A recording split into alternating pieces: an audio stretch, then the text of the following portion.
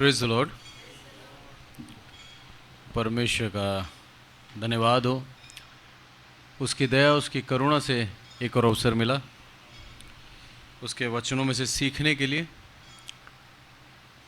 आज का वचन हम देखेंगे प्रकाशित वाक्य और उसका 16वां अध्याय। परमेश्वर हमें उसके अथाह प्रेम के विषय में बताता है, तो इस अध्याय के अंदर हम परमेश्वर के प्रकोप को भी देखते हैं। दोनों चीज़ें हैं। उसका प्रेम उसके चाहने वालों के लिए अथाह है, उसकी इच्छा को पूर्ण करने वालों के लिए मेरा प्रभु का ये वरदान है कि जो हर एक भली वस्तु की उसको घटी नहीं होगी। और जो परमेश्वर के प्रताप को, उसके तेज को तुच्छ जानता है, जो परमेश्वर की महिमा का अनादर करता है और परमेश्वर के लोगों को सताता है, उस व्यक्ति के लिए मेरे प्रभु का प्रकोप भी भयंकर है। बहुत विपरीत परिस्थिति चल रही है पूरी दुनिया के अंदर। मसीहों को बदनाम करते जा रहे हैं कि मसीह सिर्फ और सिर्फ धर्मांतरण ही कराता है। जैसे एक विशेष जाति को आतंकवादी घोषित करना चाह रहे हैं, हमारी जाति के लिए बोलते हैं कि ये सिर्फ धर्मांतरण ही कराते हैं। जाति जाति के बीच में जो बैरभाव है, ये उनकी इच्छा से नहीं, परमेश्वर की योजना के तहत हो रहा है। परमेश्वर ने अंत तय कर रखा है और उस अंत के अंदर कुछ बातें होना तय है। उन बातों को आज सीखेंगे हम। परमेश्वर के प्रकोप के 7 कटोरे, ये 7 कटोरे जो परमेश्वर ने इस दुनिया के ऊपर डालने के लिए रखे हैं, उन 7 कटोरों के विषय में आज देखेंगे हम कि ऐसे लोग जो परमेश्वर के लोगों को खा जाना चाहते हैं, उनको सताते हैं, उनको मार डालना चाहते हैं, ऐसे लोगों के लिए प्रभु क्या कहता है।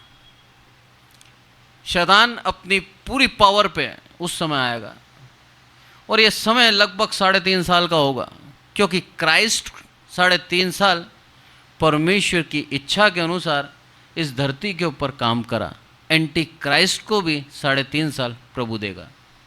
न्यायी है प्रभु, जितना क्राइस्ट ने काम किया उतना ही एंटी क्राइस्ट को देगा। और उस समय इतना ज़्यादा उपद्रव होगा, हमारे विचारों के अंदर हमने सोचा नहीं है। पर ऐसे में प्रभु उस महाक्लेश के विषय में बताता है कि वो जो महाक्लेश देगा, तो ये जितने भी उपद्रवी हैं, एक भी बचेगा नहीं। आज हमें परमेश्वर इन वचनों के द्वारा, इन आयतों के द्वारा सिखाना चाह रहा है कि आज समय है, आज बदल जाए। आज हमारे पास पश्चाताप का समय है। आज अपने जीवन को हम बदल कर प्रभु यीशु मसीह के सच्चाई को यदि मान लेते हैं, तो जो प्रकोप आने वाला है उस प्रकोप से हम बच जाएंगे। पर यदि आज भी हम ढीठ रहे, आज भी अगर उसी हट पे चलते रहे जिस हट पे सदियों से चलते आ रहे हैं, तो आप जान लीजिए प्रकोप आना तय है। कई चिन्ह, कई बातें हैं इन अध्याय के अंदर, जो चीज़ आज हम सीखेंगे। अंत समय निकट है और हर एक मसीह को तैयार रहना है उस अंत समय के लिए। हर एक मसीह, हमारा मसीह जीवन प्रभु ने इसीलिए दिया है हमें, ताकि हम अंत तक निर्दोष रहें। एक उदाहरण से बताता हूँ मैं आपको। स्वामी ने, गृहस्थ ने क्या करा, एक बहुत बड़ा भोज करा और भोज के अंदर जिनको बुलाया था, न्योता दिया था, वो लोग नहीं आए। तब क्या करा उसने, बोला जाओ और जाके जो भी बाजारों में, गलियों में लंगड़े लूले जैसे भी हैं सबको बुला लाओ, सब आगे साहब। तब स्वामी आके क्या बोलता है, हे मित्र, तेरे विवाह के वस्त्र कहाँ हैं।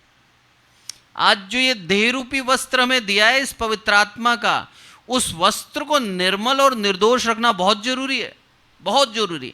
क्योंकि यदि इस वस्त्र को हम निर्दोष नहीं रखते, इस पवित्र नहीं रखते, तो उस बुलाए तो गए हैं हम, पर वहां से भी हमें हटा सकता है, चुने भी नहीं है। तो आज हमें सीखना है कि प्रभु हमें क्या सिखाना चाहता है इन वचनों के द्वारा। प्रभु हमें बेहद प्यार करता है, इसलिए वचनों के द्वारा हमें चेतावनियां भी देता है, हमें प्रोत्साहन भी देता है और हमें बताता है बहुत ही निकट समय आ चुका है, अब अपने आप को बदल लो। जीवन है ये, आपके जीवन का दूसरे दिन का आप गारंटी नहीं दे सकते कि आप जीवित रहोगे। कोई ले सकता है क्या? एक दिन तो बहुत बड़ा बता दिया मैंने, 1 घंटे का हम गारंटी नहीं दे सकते। कई देखते हैं हम महान महान सेलिब्रिटी जो बड़े बड़े नामचीन थे, एक्सरसाइज करते करते जिम में ही हार्ट अटैक आके मर गए। मैं उनको पापी नहीं बोल रहा, मैं मृत्यु के विषय में बता रहा हूँ। मृत्यु कभी भी कहीं भी किसी समय आ सकती है। बहुत सी न्यूज़ हम सुनते हैं कि स्टेज पे परफॉर्मेंस कर रहे हैं, मृत्यु का असली नाटक कर रहे थे और सच में ही उसको मृत्यु आ गई और वो मर गया। लोग ताली बजा रहे हैं, सोच रहे हैं क्या एक्टिंग है उसकी। बाद में पता लगा सच में ही हार्ट अटैक आया और मर गया। ऐसी ऐसी घटनाएं हम देख रहे हैं, ऐसे ऐसे बातें हम सुन रहे हैं कि आज था कल पता नहीं है उसका। ऐसे छोटे से समय के अंदर प्रभु आज हमसे अर्ज करता है, मेरा प्रभु हमसे कहता है अपने आप को सुधार लो, बदल डालो, अपने पापों से तौबा कर लो, तो तुम निर्दोष वस्त्र पहनकर मेरे सामने खड़े हो पाओगे। समय बहुत निकट है। मनुष्य का जीवन पानी का बुलबुला बताया बाइबल के अंदर, ऐसे फूल के समान बताया कि जो सुबह है और शाम को नहीं है, घास का फूल। इतना छोटा जीवन है मनुष्य का। उस छोटे से जीवन के अंदर घमंड भी आता है। उस छोटे से जीवन के अंदर हम बहुत कुछ करते हैं। मेरा प्रभु चाहता है आज इन वचनों के द्वारा हम अपने आप को जांचें और मेरे प्रभु के करीब हो जाएं। बहुत कठिन नहीं है, पर बहुत आसान भी नहीं है। पहली आयत कोई पढ़े, 16 और उसका पहला, प्रकाशित वाक्य 16 का पहला। फिर मैंने मंदिर में किसी को ऊंचे शब्द से उन 7 स्वर्गदूतों से यह कहते सुना, जाओ परमेश्वर के प्रकोप के 7 कटोरों को पृथ्वी पर उंडेल दो। आमीन। जो कहा गया है वो पूरा हो। हर एक मसीह यही कहे। क्या बोला? 7 कटोरों को। कौन से कटोरे हैं? प्रकोप के हैं। गुस्सा है इसके अंदर। किन लोगों के ऊपर?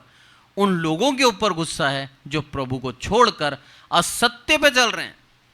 पर जो सत्य मार्ग पे हैं, जो प्रभु यीशु मसीह को उद्धारकर्ता करके ग्रहण कर चुके हैं, जिन्होंने अपने जीवन के पापों को त्याग दिया और प्रभु के पीछे ईमानदारी से चल रहे हैं, ऐसे लोगों को डरने की आवश्यकता नहीं।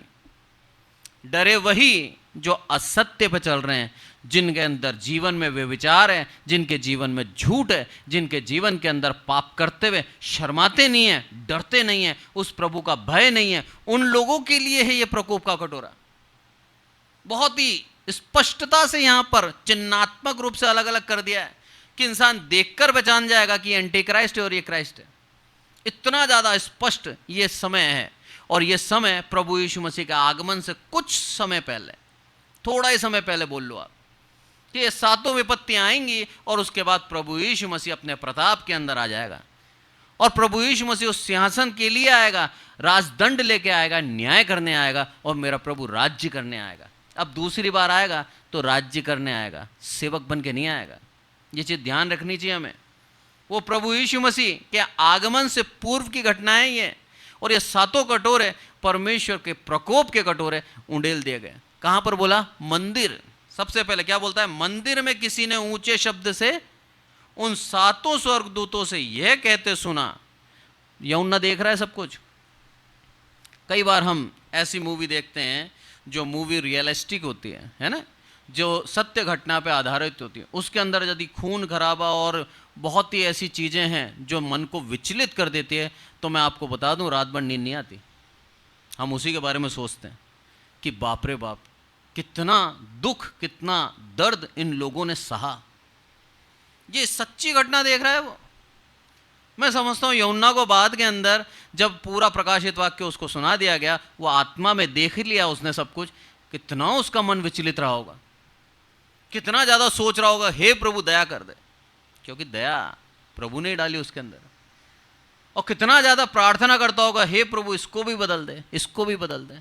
यही कारण है प्रभु यीशु मसीह का जो बार बार निवेदन करता है हमारे लिए, हे प्रभु एक और बार मौका दे दे, क्योंकि मेरे प्रभु ने उस प्रकोप को देखा है, प्रभु के उस परमेश्वर के प्रकोप को देखा है। वो जानता है कि ये प्रकोप यदि मनुष्य जाति पे पड़ गया तो मनुष्य जाति बचेगी नहीं, खत्म हो जाएगी।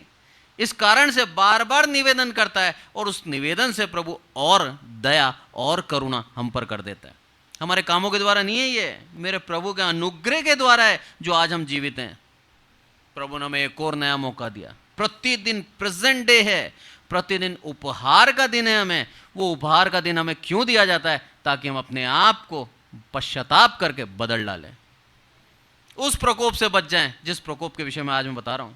मंदिर के विषय में बोला है, मंदिर दो तरह से मंदिर है, एक स्वर्ग का मंदिर और एक यरूशलेम का मंदिर। प्रकाशित वाक्य के अंदर दोनों की चर्चा है। यदि इस दुनिया के मंदिर के विषय में कहूं तो प्रकाशित वाक्य 11 और उसके 1-2 के अंदर लिखा है यरूशलेम के मंदिर के विषय में।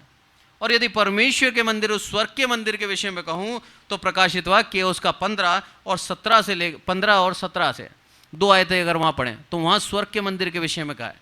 और ये जो घटना है ये स्वर्ग के मंदिर के विषय में, और वहां से ये बोला गया है, वहां से उस 7 स्वर्गदूतों को बोला गया है। और ये यूहन्ना सुन रहा है। यूहन्ना कितना सौभाग्यशाली था, सोचिए आप। स्वर्ग के दर्शन कर रहा है, खुली आंखों से देख रहा है, सब कुछ होता हुआ देख रहा है। और ये वो चीजें हैं जो अभी हुई नहीं है, ये घटित होते हुए यूहन्ना देख रहा है। उस समय दानियल ने देखा था सब कुछ, बीमार पड़ गया था, भयभीत हो गया था कि हे प्रभु दया कर। मेरे प्रभु की दया और मेरे प्रभु का प्रेम देखिए आप, हजारों साल बाद होने वाली घटना इस तरह से दिखाता है जैसे हो चुका है, जिसमें गंभीरता है। हजारों साल बाद होने वाली घटना। आज एआई आ गया ना, एआई। हम लोग बड़े खुश होते हैं, छोटे बच्चे की फोटो डालते हैं और उसके अंदर एक बटन दबाते हैं और प्रोसेस करके एआई हमें बताता है 80 साल का जब ये बूढ़ा होगा तो ऐसा दिखेगा। बड़े खुश हो जाते हैं कि हम बूढ़े होंगे तो ऐसे दिखेंगे। मेरे प्रभु के पास एआई पहले से ही है। एआई से भी सर्वशक्तिमान परमेश्वर है वो। ये तो एक काल्पनिक चीजें हैं, मेरा प्रभु हकीकत दिखाता है। मनुष्य खुश हो गया एआई बना के कि अब सब कुछ हमारे मुट्ठी के अंदर है, हम सब कुछ कर सकते हैं। आर्टिफिशियल इंटेलिजेंस है साहब, एक ऐसी बुद्धिमानी है जो मनुष्य के दिमाग से परे है, बहुत उत्तम है, बना के बड़ा खुश हो रहा है। पर मेरा प्रभु का आत्मा पहले ही ये सब कुछ कर चुका है और अपने दासों को दिखा भी चुका है। और वो देखकर सब कुछ हाल हमारे लिए उन्होंने लिख दिया ताकि हम प्रभु की नजदीकी में बने रहें, हम उससे दूर ना जाएं। ये कारण है उन्होंने का ये वचन को लिखने का।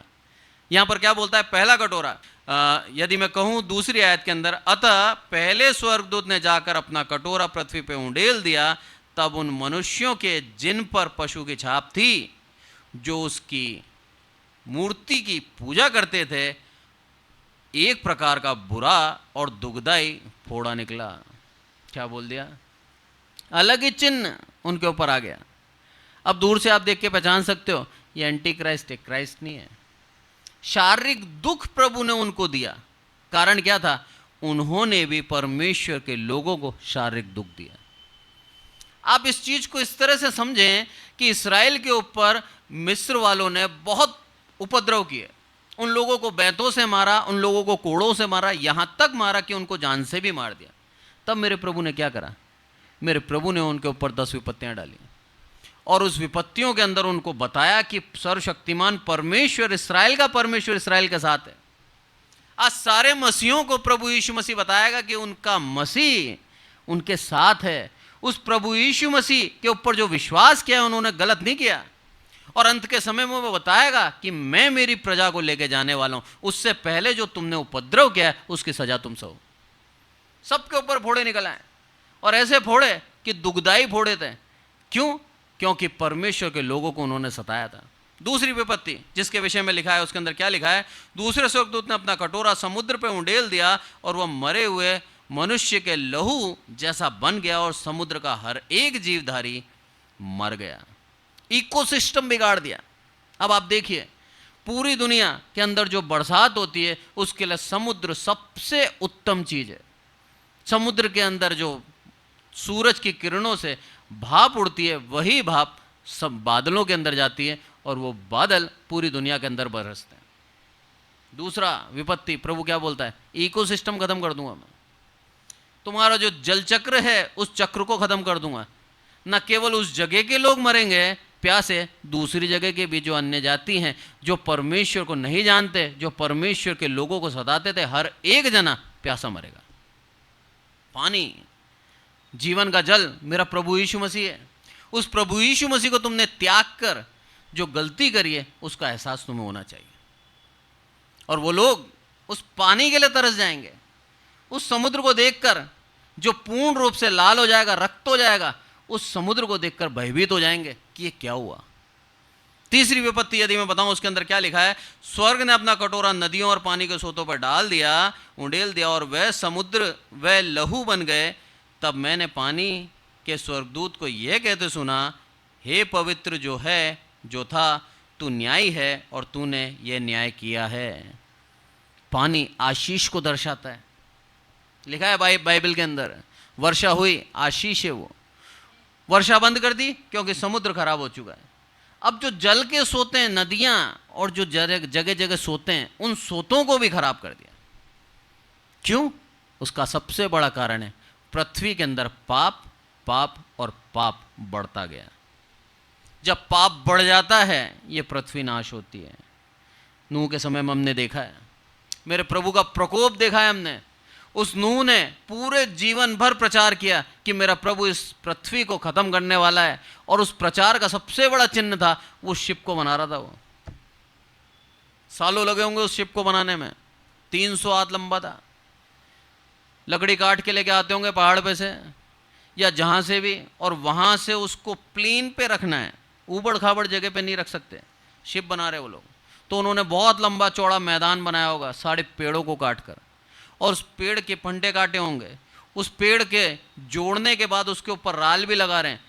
सालों का काम है ये, सालों की मेहनत। सुबह शाम एक ही काम कर रहे हैं और रात में जाके सो जाते थे। सब लोग उनका मजाक बनाते थे, अरे कहाँ गई तुम्हारा समुद्र, कहाँ गया तुम्हारा वर्षा। जिन्होंने आज तक वर्षा नहीं देखी, वैसी जगह पे नूह ने विश्वास करके पूरा का पूरा जहाज बनाया। यह है विश्वास, जो कह दिया मेरे प्रभु ने करेगा। और ये लिखा है बाइबल के अंदर, लिखा है एक भी मात्रा, एक भी बिंदु पूरे हुए बिना नहीं रहेगी। तीसरा, जो जल था, जो आशीष थी, वो प्रभु ने छीन ली। कोई बिना जल के रह सकता है क्या? एक जना नहीं रह सकता। हमारे पूरी बॉडी का अगर वेट करें 100 किलो की अगर हमारे शरीर है, तो उसके अंदर 70 किलो पानी है। 70 किलो पानी, पानी से भरे हुए हम। और मेरे प्रभु ने उस पानी को शापित कर दिया। उसका एक ही कारण है, पाप। हमारे जीवन के अंदर हम ये जान ले, मेरा प्रभु हमें आशीष देना जानता है, तो मेरे प्रभु का प्रकोप भी भयानक है। और वो न्यायी है, उसका न्याय सबके लिए बराबर है। ऐसा नहीं है कि सिर्फ उसका न्याय दुष्टों के लिए। उसका न्याय धर्मी यदि परमेश्वर के मार्ग से छूटकर अशुद्धता की तरफ जाता है, तो उसको भी दंड देकर वो बताता है वो न्यायी है। उसके लिए न्याय सब बराबर है। तीसरा, वो स्वर्गदूत कह रहा है, 7 स्वर्गदूत। मैं बताता हूं आपको, बाइबल कहती है 7 मतलब संपूर्ण, कंप्लीटनेस को दिखाता है, संपूर्णता को दिखाता है। इसीलिए 7 स्वर्गदूतों को चुना गया। और ये 7 स्वर्गदूत का नाम नहीं लिखे हैं, ये विपत्ति देने वाले अलग ही स्वर्गदूत हैं। मिकाएल का नाम दिया, मिकाएल अजगर से लड़ने वाला स्वर्गदूत है। ऐसे जिब्राइल का नाम है, बहुत मैसेंजर हैं। ऐसे अलग अलग स्वर्गदूतों के नाम जो दिए, उनके अलग अलग काम हैं। यहाँ पर जो 7 स्वर्गदूत हैं, ये 7 स्वर्गदूत प्रकोप देने वाले स्वर्गदूत हैं। परमेश्वर की सेना के अंदर हजारों लाखों स्वर्गदूत हैं, बल्कि कहूँगा और भी ज़्यादा है। सबको अलग अलग काम के लिए उसने चुन रखा है। इन काम के लिए इन 7 स्वर्गदूतों को चुना था। और तीसरा स्वर्गदूत क्या बोलता है, हे पवित्र जो है, जो था, तू न्यायी है। ये है परमेश्वर के लिए कहता ही है, जो है और जो था, तू न्यायी है और तूने ये न्याय किया है। आमीन। जो करा तूने इन लोगों के साथ, वो न्याय ही है।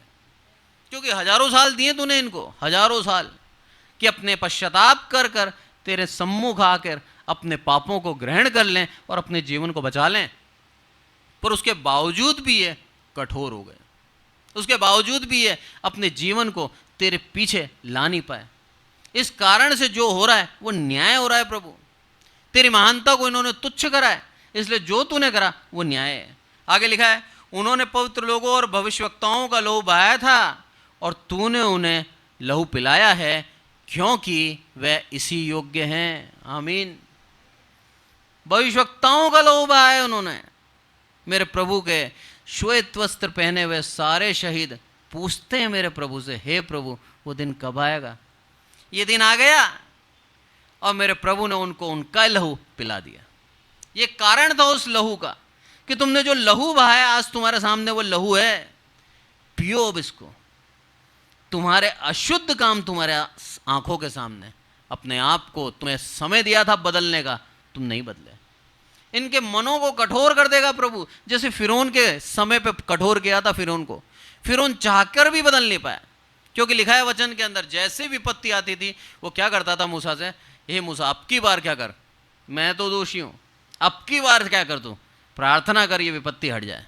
और जैसी विपत्ति हटता था, प्रभु का वचन लिखता है उसका मन परमेश्वर ने कठोर कर दिया, और कठोर हो जाता था। बोला अब तो सही है, अब क्या होगा, फिर करूंगा परेशान। ऐसे ये सारे के सारे क्रिस्त विरोधी लोग, सारे के सारे मसीहों से चिढ़ने वाले, मसीहों को मारने वाले, मसीहों के विरोध हाथ बढ़ाने वाले, ऐसे लोगों के साथ ऐसा ही होगा। कठोर कर देगा प्रभु उनके मनों को, और प्रभु के सामने झुकेंगे नहीं, क्योंकि इनको प्रभु ताड़ना दे रहा है, इनको प्रभु दंड दे रहा है। चौथा स्वर्गदूत जो क्या कहता है, चौथे स्वर्गदूत ने अपना कटोरा सूर्य पर उंडेल दिया और उसे मनुष्यों को आग से झुलसा देने का अधिकार दिया। आमीन। आग से झुलसा देने का अधिकार दिया। किसने दिया? उस स्वर्गदूत ने। क्यों? परमेश्वर ने उसको अधिकार दिया था। पूरा का पूरा सूरज धधक उठा, सूरज में बहुत गर्मी है, आज उसकी गर्मी को कंट्रोल कर रखा है। उस समय उसकी गर्मी को कंट्रोल, जो रेगुलेटर है वो हटा देगा प्रभु। होता है ना, हीटर घर में लगाते हैं हम, 2-3 मोड होते हैं, कम, मीडियम और हाई। हाई करते हैं तो गर्मी लगने लग जाती है, फिर हम मीडियम कर देते हैं, क्योंकि हमारे पास रेगुलेटर है। हम उसको कम भी कर सकते हैं, ज़्यादा भी कर सकते हैं। प्रभु ने उसका रेगुलेटर हटा दिया। सारे के सारे झुलसने लगे, सारे के सारे मरने लगे उसकी गर्मी से।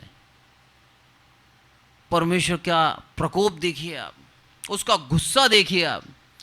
सूरज के तेज को बढ़ा दिया और वो सारे के सारे क्रिस्त विरोधी जलने लगे। ये उसी तरीके से आप समझें इसको कि गोशेन देश तो संपन्न था और मिस्र देश के अंदर विपत्तियां आ रही हैं। परमेश्वर के लोग तो इस समय के अंदर भी सुरक्षित रहेंगे, परमेश्वर के लोग इस समय के अंदर भी फलते फूलते रहेंगे, उनके ऊपर इस सूरज की किरण असर नहीं डालेगी। पर जो अन्य लोग हैं, जिन्होंने प्रभु को तुच्छ जाना है, जिन्होंने प्रभु के लोगों के लिए गड्ढे खोदे, उन लोगों को ये जला देगी। एक अलग ही प्रकार का अनुभव, एक अलग ही प्रकार का चमत्कार लोग देखेंगे उस समय। जैसे देखते थे मिस्र के समय में, बोला हमारे यहाँ लाइट नहीं है, बिल्कुल अंधेरा, गुप्त अंधेरा, एक दूसरे को टटोलना पड़ रहा है। और गोशेन देश के अंदर लाइट है। हमारे यहाँ टिड्डियाँ सब चट कर गई, हमारे को कुछ खाने को नहीं मिल रहा, गोशेन देश में खाना है। हमारे घर के अंदर मेंढक आ गए, गोशेन देश के अंदर मेंढक क्यों नहीं आए? ये अंतर प्रभु करके बताता है कि ये मेरी प्रजा है। उसकी प्रजा बनकर, उसके विश्वासी बनकर जीवन जीते रहें। त्याग दें सब पाप को, त्याग दें सब अभिलाषाओं को, इस शारीरिक सुख को त्याग कर मेरे प्रभु के आत्मिक इच्छा को पूर्ण करें। वही जीवन है, वही सत्य है, वही जीवन का जल है। उस जल को पी लें ताकि आप कभी भी प्यासे ना हो। ऐसे ही नहीं बोला सामरी स्त्री को, बोला तेरे को ऐसा जल देता हूं कि तेरे को कभी प्यास नहीं लगेगी। वो जानता था इस संत को कि लोग बाग प्यासे मरेंगे, पर जो मेरे लोग हैं वो तृप्त किए जाएंगे, मेरे लोग को आशीषित रहेंगे, मेरे लोगों को किसी बात की घटी नहीं होगी। वचन साफ कह रहा है। उस वचन के आधार पर हम क्लेम करते हैं, हे प्रभु तेरे वचन के आधार पर तो हमारे जीवन में कर। हर एक भली वस्तु की घटी हमारे जीवन में पूर्ण कर प्रभु, क्योंकि तूने कहा है। हम कब कह सकते हैं? जब अपने जीवन को हम पवित्रता से चलाएं, जब हम परमेश्वर की संगति में बने रहें, उसका मुख का प्रकाश हम पर चमके। उस बात में बहुत गंभीरता है। मुख का प्रकाश कब चमकेगा मालूम है? जब प्रभु आपकी ओर देखेगा। प्रभु कब आपकी ओर देखता है? जब आपकी लालसा होती है उसकी ओर देखने की। जकरिया ने देखा, भाग के चढ़ा गुलर के पेड़ पे, परिश्रम करा, मेहनत करी। उस वृद्ध ने, अधेड़ से वृद्ध के बीच में था वो, ऐसा व्यक्ति जो अपनी शारीरिक क्षमताओं से बाहर उसने मेहनत करी और वो चढ़कर प्रभु को देखने की लालसा करी। मेरा प्रभु उसकी ओर देखता पाया गया। आप उसकी ओर देखना चाहें, पहल हमें करनी है, और वो मन भी प्रभु ही डालेगा, वो इच्छा भी प्रभु ही डालेगा, क्योंकि प्रभु ने आपका नाम जीवन की पुस्तक में लिखा है। आपके भविष्य को सुनिश्चित कर रखा है। आपको देख रहा है अपनी मेज के चारों तरफ बैठकर खाना खाते हुए। वो है मेरा प्रभु। वो उस महान प्रभु को हम न्याता गए। उस महान प्रभु के लिए अन्य चीजों को महत्व ना दें, उस महान प्रभु के पीछे ईमानदारी से चलें, क्योंकि मेरा प्रभु ने हमारा भविष्य लिख दिया है। यूहन्ना ने देखा अपने आप को उन 12 सिंहासनों पर बैठा हुआ। क्या दृश्य होगा सोचिए आप। श्वेत वस्त्र पहने हुए यूहन्ना देख रहा है, क्योंकि प्रभु यीशु मसीह ने कहा था कि मेरे 12 चेले, तुमने मेरे हर एक परीक्षा में मेरे साथ दिया, इस कारण से मैं तुम्हें क्या दूंगा? 12 सिंहासन दूंगा। और यूहन्ना प्रभु यीशु मसीह का चेला था। पतमुस के टापू में काला पानी का सजा काट रहा है बेचारा, कोई नहीं उसके पास, पर उस अंधेरे में, उस एकांत में मेरे प्रभु परमेश्वर ने उसको पूर्ण रूप से इस पृथ्वी का अंत बता दिया। उस आत्मा ने उसको ले गया और यूहन्ना आत्मा में होकर स्वर्ग राज्य चला गया। यह है परमेश्वर का एक दया। आप कभी अकेले हो जाएं, आप कभी ऐसी अवस्था में आ जाएं जब आपको लगे सबने आपका साथ छोड़ दिया है, आप जान लीजिए प्रभु आपसे बात करना चाहता है। प्रभु आपके नज़दीक आना चाहता है, इसीलिए आपको अकेला किया है। प्रभु की आशीष है, जिसको आशीष देना चाहता है उसको अकेला करता है। ये प्रभु की दया है, ये कार्य हैं उसके। आप देख लिए कितने उदाहरण है इसके अंदर। लूत और अब्राहम दोनों को अलग अलग किया, और अब्राहम को उसने आशीष दी, कनान देश दे रहा होगा। लूत था जब तक नहीं दिया उसने, लूत को अलग किया उसने। लूत भी धर्मी था, ऐसा नहीं है लूत धर्मी नहीं था। लूत के लिए अलग सोचा था उसने, पर कनान देश अब्राहम को ही देना था। परमेश्वर की योजना है, वो हमें अलग करता है और आशीष देता है। यूसुफ को देख लीजिए आप, 12 बच्चों में से उसको अलग किया और उसको अलग करके प्रधानमंत्री बना दिया। उसके जीवन में परीक्षाएं, उसके जीवन में दुख आया, उसके जीवन में हर एक चीज आई ऐसी कि वो अपने जीवन को निराशा में डुबो सकता था और ये कह सकता था प्रभु के ऊपर आरोप लगा के मूर्खता से कि हे प्रभु तूने मुझे छोड़ दिया। पर उसके बावजूद भी यूसुफ को यह याद था, मेरा परमेश्वर मेरे साथ है। हर विपरीत परिस्थिति में, हर दुखों में आप जान लीजिए प्रभु आपके साथ है। आज सता हो रहा है मसीहों पे, जान लीजिए प्रभु आपके साथ है।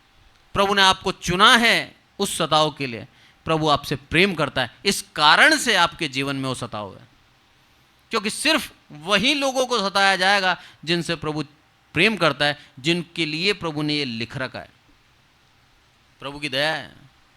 पौलुस आनंदित होता था जब उसको सताया जाता था, आनंदित कि मैं इस योग्य नहीं था प्रभु कि तेरे नाम से सताया जाऊं, पर तेरी दया से लोग मुझे सता रहे हैं।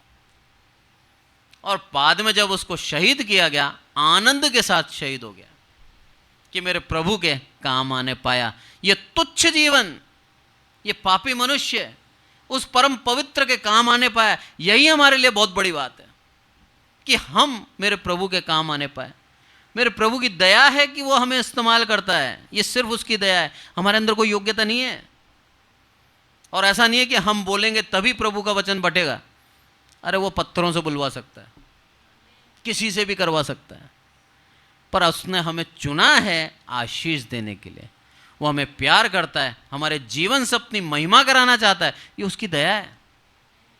चौथा कटोरा, जिसके विषय में लिखा है, क्या लिखा है कि सूर्य की ज्वाला बढ़ गई और सब झुलसने लगे। और 5वें कटोरे के विषय में यदि मैं कहूं तो उसके अंदर क्या लिखा है, पांचवें स्वर्गदूत ने अपना कटोरा उस पशु के सिंहासन पर उंडेल दिया और उसके राज्य पर अंधेरा छा गया और लोग पीड़ा के मारे अपनी अपनी जीभ चबाने लगे और अपनी पीड़ाओं और फोड़ों के कारण स्वर्ग के परमेश्वर की निंदा की, पर अपने अपने कामों से मन न फिराया।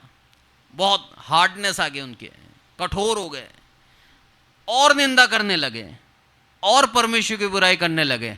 सालों से करते आ रहे थे, अब और करने लगे। किसके विषय में लिखा है ये? एक ऐसे सिंहासन के विषय में लिखा है जिसके ऊपर कौन बैठा है? एक ऐसा बीस्ट या फिर एक ऐसा पशु बैठा है जिस पशु की वो अपनी आराधना चाहता है। अब इसको सांसारिक रूप से समझें हम। प्रकाशित वाक्य चिन्हात्मक किताब है और इसको सिंबॉलिक रूप से दर्शाया गया है। जैसा लिखा है एज इट इज़ वैसा नहीं है। इस चीज़ को हमें समझना बहुत ज़रूरी है। आगे जब हम पढ़ते हैं तो उसके अंदर लिखा है फरात नदी सूख गई और ईस्ट से, पूर्व से ऐसे लोग आए जो ख़त्म करना चाहते थे, युद्ध के लिए इकट्ठे हो गए। अब इसराइल के पूर्व की बात करूं तो उसके अंदर एशिया आता है, चाइना, इंडिया और बहुत से देश हैं। अगर पॉलिटिकली देखें, हम नियम के अनुसार देखें, मैप के अनुसार देखें, तो ये देश इनके विरुद्ध हो जाएंगे। पर परमेश्वर का वचन इसके आधार पर नहीं है। परमेश्वर ने पूर्व में बेबीलोन था और पूर्व से आया था इसराइल को ख़त्म करने, यानी कि पूर्व दिशा से विपत्ति और पूर्व दिशा से दुश्मन लोग आते हैं। ये बाइबल हमें समझा रही है। तो पूर्व एक ऐसा बताया गया है सिंबॉलिक रूप से कि वहाँ से दुश्मन आएंगे। फरात नदी पूर्ण रूप से सूख चुकी है। एक जोग्राफिकली साइन है कि पूर्ण रूप से वो सूखा हो चुका है, उसके अंदर जगह हो चुकी है कि आसानी से लोग आ जाएं। तो ये चीज़ हमें समझनी है कि प्रभु हमें समझाना क्या चाह रहा है। पांचवी कटोरे के अंदर क्या देखा कि अपना कटोरा उस पशु के सिंहासन पर उंडेल दिया और उसके राज्य पर अंधेरा छा गया। ठीक है, और पूर्ण रूप से अंधेरा हो गया। उस पशु के सिंहासन पर कटोरा उंडेल दिया गया। अब ये पशु, मैं बताऊं आपको, एक वो देश हो सकते हैं जो एंटी क्राइस्ट को प्रमोट करेंगे और एक ऐसा समूह हो सकता है जो एंटी क्राइस्ट को प्रमोट करेगा। 100 बात की एक बात, पूर्ण रूप से ये जो पशु है ये एक एंटी क्राइस्ट को दर्शाता है। अब ये मिलिट्री के रूप में भी आ सकते हैं, एक देश के रूप में भी आ सकते हैं और लोगों के समूह के रूप में भी आ सकते हैं। ये एंटी क्राइस्ट को दर्शाता है ये एक पशु। इस वचनों के अंदर जब हम आगे पढ़ेंगे तो उसके अंदर 3 अशुद्ध आत्माएं हैं। छठी, अगर मैं कटोरे के विषय में पढ़ूं, 12 और 13 फटाफट पे पढ़ें, और 14। छठे स्वर्गदूत ने अपना कटोरा महानदी फरात पर उंडेल दिया और उसका पानी सूख गया कि पूर्व दिशा के राजाओं के लिए मार्ग तैयार हो जाए। फिर मैंने उस अजगर के मुंह से और उस पशु के मुंह से और उस झूठे भविष्यद्वक्ता के मुंह से 3 अशुद्ध आत्माओं को मेंढकों के रूप में निकलते देखा। ये चिन्ह दिखाने वाली दुष्ट आत्माएं हैं जो सारे संसार के राजाओं के पास निकलकर इसलिए जाती है कि उन्हें सर्वशक्तिमान परमेश्वर के उस बड़े दिन की लड़ाई के लिए इकट्ठा करें। आमीन। अब इस चीज को समझे हम। फरात नदी सूख गई छठे कटोरे के अंदर और 3 जने यहां पर हैं, अजगर, पशु और झूठे भविष्यवक्ता। ये कॉपी करी है किसकी? हमारे ट्रिनिटी की, पिता, पुत्र और पवित्र आत्मा। God the Father, God the Son and God the Holy Spirit. उसकी एक कॉपी बनाने की कोशिश करी है शैतान ने। मैं तुलना नहीं कर रहा क्योंकि तुलना करना भी पाप है, इसलिए इसको तुलना ना समझा। और उसकी कॉपी बनाकर अजगर सबसे ऊपर आ गया, उसके बाद पशु यानी कि एंटी क्राइस्ट आ गया और सबसे नीचे झूठे भविष्यवक्ता आ गए। ये तीनों आ गए और तीनों प्रमोट कर रहे हैं। किसको प्रमोट कर रहे हैं? लड़ाई को प्रमोट कर रहे हैं और परमेश्वर के लोगों के लिए पूरे के पूरे इकट्ठे होते जा रहे हैं। आज इब्लिस, शैतान, अजगर, जो उसके अलग अलग नाम हैं, ये सबसे ऊपर अपने आप को दर्शाता है और उसने भड़का दिया है किन लोगों को? ऐसे एंटी क्राइस्ट को भड़का दिया है कि वो समूह बढ़ता जा रहा है, बढ़ता जा रहा है। आज फरात नदी सूख चुकी है। अगर हम उसको भौतिक रूप से देखें तो फरात नदी सूख चुकी है। और लोग उतारू हो रहे हैं, प्रभु के लोगों के विरुद्ध खड़े हो रहे हैं, उनको मार डालना चाहते हैं, उनका नामो निशान मिटा देना चाहते हैं। जो भविष्यवाणियां की गई हैं उन भविष्यवाणियों को आज हम होता देख रहे हैं, और प्रभु के लोगों को सताया जा रहा है। यहाँ तक सताया जाता है कि उनको जान से भी मार डाला जा रहा है, उनके बच्चों को मार डाला जा रहा है, पूरे पूरे कलीसियाओं को जला दिया जा रहा है। बढ़ता जा रहा है एंटी क्राइस्ट, वो पशु अपनी शक्ति दिखा रहा है, और झूठे भविष्यवक्ता जगह जगह फैलते जा रहे हैं। जैसे पवित्र आत्मा हर किसी के जीवन के अंदर है जिसने प्रभु यीशु मसीह को उद्धारकर्ता करके ग्रहण किया है। जो यीशु को प्रभु कहता है पवित्र आत्मा के बिना नहीं कह सकता। हर एक जगह पवित्र आत्मा विद्यमान है। ऐसे ही हर एक जगह ये झूठे भविष्यवक्ता भगेंगे, पवित्र आत्मा की बराबरी नहीं कर सकते। मैं फिर कह रहा हूं, आपको तुलना नहीं कर रहा हूं मैं, क्योंकि वो पाप है। झूठे भविष्यवक्ता बढ़ते जाएंगे और लोगों को बहकाएंगे, सच्चे मार्ग से निकाल कर उनको गलत राह पे ले जाएंगे, और ये कार्य है उनका। वहां पर हमें सीखना है कि हमें परमेश्वर की आराधना, परमेश्वर की स्तुति, उसके ऊपर विश्वास किस ढंग से करना है। वो है सच्चाई। लिखा है वचन के अंदर, अगर हो सके तो चुने हुओं को भी भरमा देंगे। आज हम चुने हुए हैं परमेश्वर की दया से। दिल में एक शांति है ना कि आज मर जाएंगे तो स्वर्ग राज्य जाएंगे। ये शांति कब आती है मालूम है आपको? पवित्र आत्मा शांति देती है। मेरे जीवन के अंदर एक समय था, मैं बताऊं आपको, जब मैं 10वीं क्लास पास करी थी, 10वीं में था। एक पास्टर हमारे घर में आए थे, मेरे पिता के मित्र थे वो। उन्होंने मेरे से पूछा, आज अगर तू मर जाए तू कहाँ जाएगा?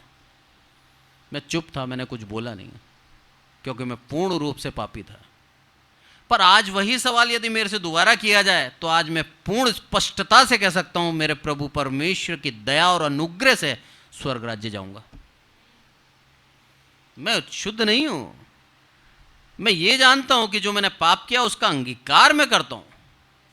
माफी मैंने मांगी है, और वचन कहता है माफी मांग ली तो तू पवित्र है। उसकी दया से आज मैं कह सकता हूं स्वर्ग राज्य जाऊंगा, मेरे कामों के द्वारा नहीं। आज प्रभु हमें सिखा रहा है कि हम किस तरह से अपने जीवन को तैयार करें। अपने गुनाहों को मानते समय शर्म नहीं आनी चाहिए हमारे मुंह के अंदर। पाप कर लेना आसान है, उस पाप को मुंह से दोहराने में भी शर्म आ जाती है। प्रभु बोलता है अंगीकार कर, दोहरा उसको, क्षमा मांग, मैं क्षमा दूंगा। और प्रभु देता है क्षमा।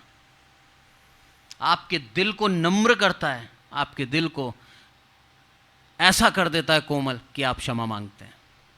कल की घटना बताता हूं मैं आपको। कल मैं गाड़ी चलाते हुआ आ रहा था, और मैं अपनी लाइन पे हूँ एकदम सीधा। एक गाड़ी निकली, एक और गाड़ी मेरी जस्ट पीछे है, साइड में बस खड़ी है। एकदम से मारुति वाला आया और उसने लाकर मेरी गाड़ी में ठोक दी। आवाज़ आई, गुस्सा भी आया, बाहर निकला, इच्छा तो कर रही थी मारूं, गुस्सा भी बहुत था। पर परमेश्वर ने हाथों को रोका, परमेश्वर ने जवान को रोका, परमेश्वर ने बात आगे बढ़ने नहीं दी। उसने बोला भाई साहब एक बार देख लो गाड़ी को आप अपनी। जब मैंने गाड़ी को देखा, आवाज़ भी आई, सब कुछ हुआ, पर उस गाड़ी के ऊपर सिर्फ एक लाइन आई, उसका साइड मिरर का काला काला मेरी गाड़ी पे चिपक गया। गाड़ी डैमेज नहीं हुई। मेरे प्रभु ने उस गुस्से को कम कर दिया। मेरी माँ ने एक ही चीज़ बोली, बोला बेटा जो सालों की मेहनत थी ना वो खराब हो जाती। सुबह जब चैपल में मैं वचन बोल रहा था तो उस वचन के अंदर एक ही चीज़ आई, मूर्ख है ऐसा व्यक्ति जो प्रभु के ऊपर विश्वास नहीं करता। मैंने एक्सेप्ट किया, प्रभु हाँ मैंने मूर्खता की, करा मैंने गुस्सा, जो मुझे नहीं करना चाहिए था, मुझे क्षमा कर। वो दिल भी प्रभु ने दिया, सबके सामने अंगीकार भी किया कि मैं दोषी था। हमारे छोटे से गुस्से से, छोटे से घमंड के द्वारा हमारा जीवन खत्म हो सकता है। मेरे प्रभु हमें बार बार सिखाता है कि हम परमेश्वर के पीछे ईमानदारी से चलें। परीक्षाएं आएंगी, उन परीक्षाओं में विफल नहीं होना है, उन परीक्षाओं में सफल होना है। परमेश्वर हमें सिखाता है। आगे जब हम पढ़ते हैं सातवीं विपत्ति, सातवां कटोरा, जिसके विषय में लिखा है, सातवें स्वर्गदूत ने अपना कटोरा हवा पर उंडेल दिया और मंदिर के सिंहासन से एक बड़ा शब्द हुआ, हो चुका। पूरा वातावरण खत्म। आगे क्या लिखा है, फिर बिजलियां चमकी, शब्द और गर्जन हुए और एक ऐसा बड़ा भूकंप आया कि जब से मनुष्य की उत्पत्ति पृथ्वी पर हुई तब से ऐसा बड़ा भूकंप कभी ना आया था। इससे उस बड़े नगर के 3 टुकड़े हो गए और जाति जाति के नगर गिर पड़े और बड़े बेबीलोन का स्मरण परमेश्वर के यहाँ हुआ कि वह अपने क्रोध की जलजलाहट की मदिरा उसे पिलाए, और हर एक टापू अपनी जगह से टल गया और पहाड़ों का पता न चला। आकाश से मनुष्यों पर मन मन भर के बड़े ओले गिरे, और इसलिए ये विपत्ति बहुत ही भारी थी कि लोगों ने ओलों की विपत्ति के कारण परमेश्वर की निंदा करी। क्या परिस्थिति है। सब कुछ खत्म कर देगा प्रभु, नई पृथ्वी नया आकाश बनाएगा। उससे पहले की घटना है ये। मन भर कितना वजन है, सोचिए आप। उतने बड़े बड़े ओले गिरे, भूकंप आ गया साहब।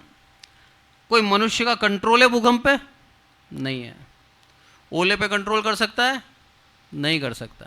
ये प्राकृतिक आपदाएं प्रभु हमारे ऊपर डाल के बताता है, सर्वशक्तिमान परमेश्वर मैं हूं।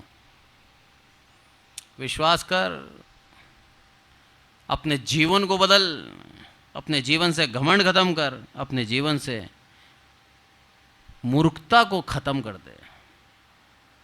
मेरा प्रभु न्यायी है। विश्वास रख, मेरा प्रभु न्यायी है। इस पूरे अध्याय से हम कुछ बातें सीखते हैं। वो सबसे पहली बात कि परमेश्वर न्यायी है। दूसरा, मनुष्यों का दिल को उसने कठोर कर दिया कि अपने पापों को अंगीकार नहीं कर पाए वो। तीसरी बात कि प्रभु की जो शासन है वह अद्भुत है, उसके ऊपर कोई भी नहीं है, उसका शासन सबसे ऊपर है। और चौथा और अंतिम कि हम प्रभु के दूसरे आगमन के लिए तैयार रहें। ये एंटीक्राइस्ट जो आज अपने कामों को कर कर, अपने उपद्रव को कर कर ये सोच रहा है कि प्रभु यीशु मसीह सुनता नहीं है, देखता नहीं है, कुछ करता नहीं है, आज प्रभु यीशु मसीह ने सातों कटोरों को उंडेल कर बता दिया, उसका क्रोध को कोई झेल नहीं सकता। उसके क्रोध में ना आए हम, नहीं तो हमें बचाने वाला कोई नहीं है। और साथ ही मसीहों के लिए भी प्रभु बोलता है कि उसके ऊपर विश्वास रखें। पूर्ण विश्वास, दिखावे का नहीं, पूर्ण विश्वास। अपने आप को बदल डालें। ये चेतावनी है प्रभु की। कहीं ऐसा ना हो कि समय नहीं है मिले हमें अपने आप को बदलने का। कई बार होता है जो हमारी आंखों के बहुत पास होता है ना, हम उसे पढ़ नहीं पाते। कई बार हमारे ऐसे काम हैं जिसको हम डेली करते हैं, हम उन कामों को पाप समझते ही नहीं है। प्रभु चाहता है दोबारा जांच परख और देख तेरे हाथ के किए गए सारे कामों को। अगर उसमें पाप है, उसमें लुचपन है, उसमें कहीं भी अशुद्धि है तो उसको हटा दे। नहीं तो तेरा वो छोटा सा जो गलत काम है तुझे प्रभु से दूर कर देगा। और प्रभु हमें बताता है, प्रोत्साहित करता है कि कितना भी ज़्यादा दुष्ट हमारे सामने खड़ा क्यों ना हो जाए, मेरे प्रभु का न्याय उसको ख़त्म कर देगा। कितना ही पावर, कितनी ही शक्ति दुष्ट क्यों ना दिखा ले, मेरे प्रभु का जो न्याय है उस न्याय के अंदर आकर वो दुष्ट खत्म हो जाएगा। आज के वचन से प्रभु हमें यही सिखाता है कि हम प्रभु के पीछे ईमानदारी से चलते रहें, उसके उस प्रकोप से बच जाएंगे, क्योंकि स्वर्ग राज्य उसने हमारे लिए बनाया। आज के वचन से प्रभु हम सबको आशीषित करें। आइए प्रार्थना करें। हे हमारे प्रभु, हम सबको संभाल कर रखते हैं, इसलिए आपका धन्यवाद मेरे प्रभु। आदर मान आपको देते हैं। प्रार्थना करते हैं विशेष करके मेरे प्रभु आपकी दया आपकी करुणा के लिए। आपकी दया आपकी करुणा हमारे जीवन के ऊपर सदा बनी रहे मेरे प्रभु। हमारे अधर्मों को आप हमारे आंखों के सामने लाएं। हम क्षमा मांग कर मेरे प्रभु आपकी संगति में वापस आना चाहते हैं। हम मेरे प्रभु आपकी इच्छा के अनुसार चलना चाहते हैं मेरे प्रभु। आपको प्रसन्न करने के लिए अपना जीवन जिएं। हर एक विश्वासी का यही एक देह हो मेरे प्रभु। आदरमान आपको देते हैं मेरे प्रभु। हम घटें आप बढ़ें। आपने हमारी विनती सुनी इसलिए आपका बहुत बहुत धन्यवाद। प्रार्थना करते हैं मेरे प्रभु हमें विश्वास में दृढ़ रखना। हम हर एक परीक्षा में सफल हो पाएँ।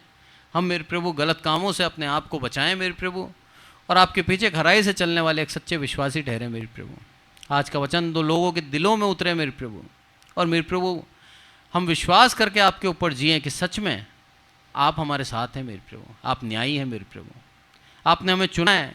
आप हमें ताड़ना देकर आप हमें सही कर देंगे, पर मेरे प्रभु आप हमें अपने से अलग होने नहीं देंगे मेरे प्रभु। सारी आदर महिमा आपको देते हैं मेरे प्रभु।